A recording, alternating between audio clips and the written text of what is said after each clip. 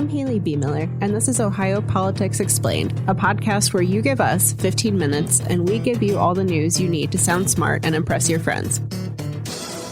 Welcome back to Ohio Politics Explained.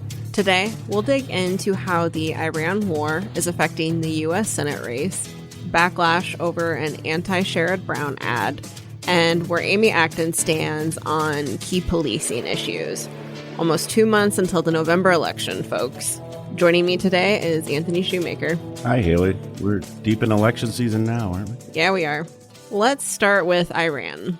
We're 6 months into the conflict started by President Donald Trump, and it shows no signs of stopping.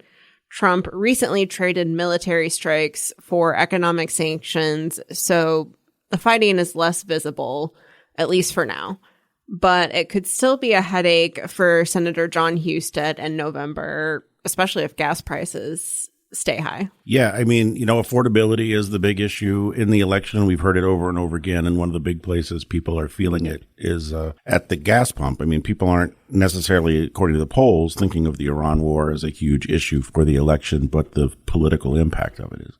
Yeah, I think there have been some comparisons, or at least some thinking about Iraq that this has inspired because Trump campaigned on ending, quote, forever wars, with Iraq being a prime example of that. And this is, of course, another conflict in the Middle East. But I think it's not as front of mind for a lot of people as Iraq was back when Brown was actually running in a different race against then U.S. Senator Mike DeWine, because, we had boots on the ground in Iraq. It was very visible at that point. There were a lot of discussions about botched intelligence. So both in the Middle East, but two very different.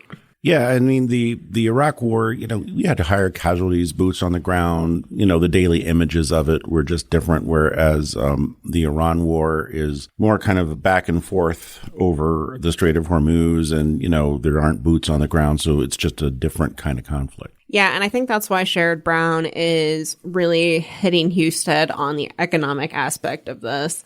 He launched an ad recently criticizing Husted's votes over the Iran war and specifically linked it to gas prices. Obviously, there is still conflict over the Strait of Hormuz and who has control over that. And that's a big passageway for the world's oil, which is why we're seeing gas prices go up so much. And you really see Brown talking a lot more about that and less about foreign policy strategy or what this means on a global scale. Right. I mean, early voting starts in, about 6 weeks. And, people often vote by how they're feeling with their family budget, their pocketbook, and high gas prices is a huge issue that families are dealing with. So I think what we're seeing are Democrats are going after Republicans for high gas prices and affordability and data centers and topics like that, which has been big in the Senate race too, while Republicans are going after Democrats on immigration and crime and, all the kind of socialist talk and stuff like that. And that seems to be the way both sides are going this year. Yeah, I talked to someone for my story on this who said that for Republicans like Husted, you want to try to change the conversation away from inflation, Iran, things that could be potential liabilities, which is why you see Husted putting out a bunch of ads, like you said, about immigration. There's also an ad out there that is touting Husted's record on helping survivors of human trafficking. So just, again, anything that's not about the economy. Yeah. Pivoting to more Senate race news. A few weeks ago, the NRSC dropped an ad attacking Brown on immigration that highlights the deaths of a Central Ohio family. The husband, wife, and 1-year-old died last spring after a truck driver who immigrated from Africa allegedly caused a multi-vehicle wreck. And the family members are not happy about this ad. Right. I mean, it's a tragic incident, to lose 3 members of a family and just an awful way. But to spin it around and be like, this truck driver who is an American citizen, he's lived here for 20 years, did immigrate from Mauritania or so, I believe, it is just the family's not happy about this, and seeing their family's image used without their permission is a big part of that too.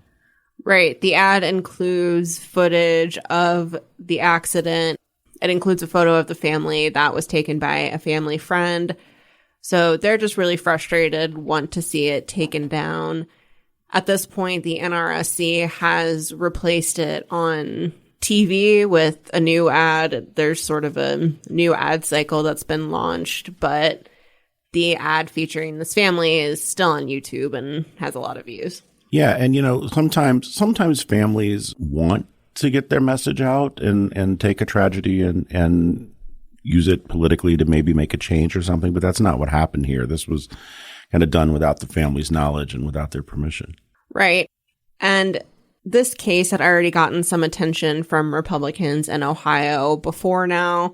State officials alleged that the defendant in this case improperly obtained his U.S. citizenship under an alternate identity. They think that may have been fraudulent, and so they referred this case to Immigrations and Customs Enforcement for further investigation. I don't think that's been resolved at this point, but it got the attention of Senator Bernie Moreno, for instance, and so I think that's where the immigration piece of this comes into play. But there was an analysis done by factcheck.org that, looked at everything and found that Brown's past votes on immigration really are not directly related to this case. Right. And Haley, as you know, facts don't always matter in political ads, and the NSRC is going to continue to put out ads about immigration because that is a key topic with the base, and they want to make sure that the base turns out. This is also the first time Senator Houston's been on the ballot running for the U.S. Senate. So, I mean, it's a topic that resonates with Republican voters. For sure. Our last topic today is law enforcement, specifically where Amy Acton lands on big issues. She won the endorsement of a policing group this week and fielded questions about qualified immunity, flock cameras, and immigration enforcement. What did we learn? Well, I mean, this is interesting. I mean, Amy Acton came out saying she opposes ending qualified immunity. She was getting the endorsement from the Ohio Patrolmen's Benevolent Association, and that's a big issue for them. She was also asked about flock cameras. She did not specifically answer the question about flock cameras, but said that she supports using technology to fight crime. And then the other thing she talked about was, and this kind of sets her apart from other Democrats running across the country, is she said that, Ohio law enforcement agencies have to work with ICE and federal officials. That's just part of the game. And it'll be interesting to see how that is received by some of the Democratic base voters. Yeah, it's been interesting to watch because I think not only with law enforcement, but with other issues, we've seen Acton come out with more moderate stances. We've seen other Democrats in past races use this strategy because Ohio is a red state. I think there's some belief among Democratic strategists that you can't run too progressive of a campaign or you'll alienate independents, things like that. So it'll be interesting to see if this works out for her, I guess. Yeah, I mean, the race is close, so, you can't really afford to lose any base support. So crime and working with ICE is a big issue with Democratic base voters that could, turn against her a bit over an issue like this. Right. And people are also very unhappy with flock cameras. Flock cameras and data centers are not the most popular things on either side right now, it seems. For sure. And one more thing before you go. As I'm sure you know by now, we lost the legendary Dolly Parton this week, and you can count Governor Mike DeWine and First Lady Fran DeWine among those in mourning. The DeWines were vocal champions of the Dolly Parton Imagination Library. Fran DeWine said Dolly's, quote, generosity and selfless spirit leave a legacy that will live on for generations to come. R.I.P.